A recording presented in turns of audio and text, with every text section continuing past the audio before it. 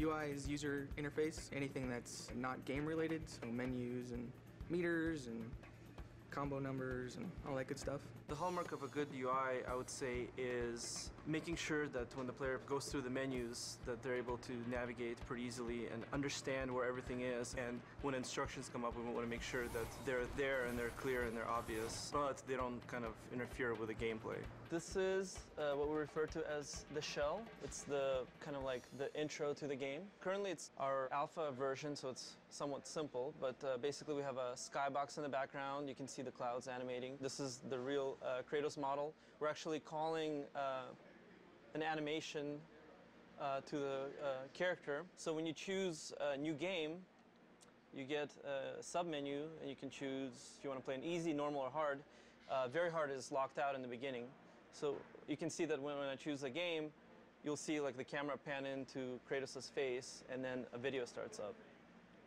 So all of that has to be hand-coded. So this is the basis of the Pandora's box, the menu system that we have in-game. So it's a full 3D model, and then I get that into the UI and do everything that needs to be done to make it work.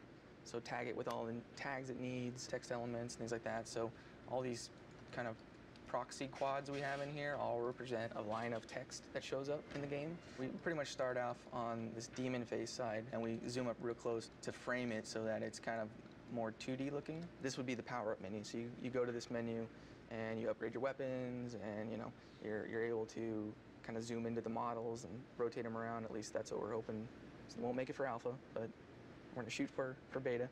You can swap between menus by hitting R1 and L1, and that rotates the camera around the box to another side, and then we frame another side of the box and put information for like the items menu. So this was the items menu. Top of the box is the status screen, so that's how many kills you have and all that good stuff. And then we push through into the box to get to the moves list. And then it goes in kind of like this cycle, so you can cycle through all of these menus in order.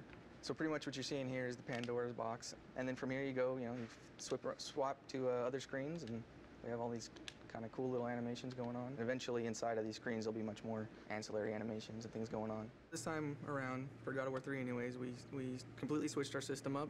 This time it's all 3D.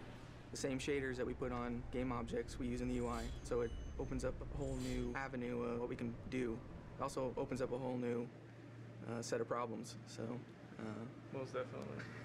Some of the problems we ran into creating the shell is using the character animation system that we have developed to animate the parts of the shell, specifically the menus. Surprisingly enough, it doesn't work that well. It works well for characters, but not well for the stuff that we need to do. So we had to add a lot of new tech to the system in order to get it working. Richard's pretty new to the UI. I mean, Richard's been here for a while at the studio, but he's just recently started helping me with the UI stuff, and so having him as a second set of eyes for this whole system has been really helpful. And he's a really technical guy, so has a good rapport with the coders, so he can get more done than I can sometimes. Yeah, it's funny because Corey will go down there and he'll ask them to do something, and they're like, no, and then, no, I'm just kidding.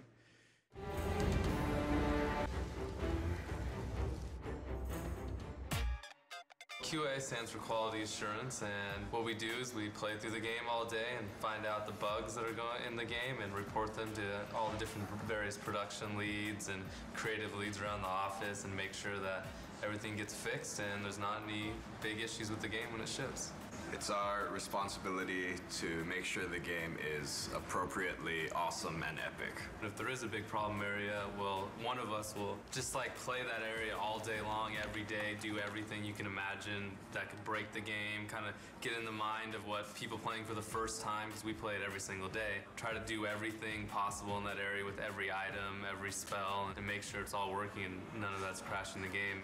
So this is the kind of stuff we test on before art even gets in. As you see, it's just kind of like some sheets, some blocks. You don't really see a lot. It's a pretty basic level. So you might see a level go from something like this. When it actually gets its art in, it looks a lot different. The spikes look a lot better. The walls have much more designs. You have the wood in the background. And it goes from designer sheet to something more pretty like this. And this tells you what level we're currently in. The red one is the one you're in, the blue one is the one that you're going to, the one that's loading in, and the white one is the one that you came from. It's very easy when you're writing up a bug to tell them which area it's happening in. These say any AI that are loaded in, so if any of those are loading in and out, we can tell which one's causing problems or causing the game to crash. Over here you have your coordinates, which is just where you are on X, Y, Z axis. It's useful for the artists because they can just type it in, and if we say there's no collision, there's a tree that Kratos is walking through. They don't really play the game very much, the artists, because they're constantly doing art. Down here, it's basically just frame rate, which is useful when we got one into the E3 demo. We use that a lot, and going to the final build, we'll be going through and documenting the frame rate everywhere and making sure everything is up to the right level of frame rate. We can see what areas are causing the frame rate to dip, that we need to have code or anybody else go through and see if they can optimize that area.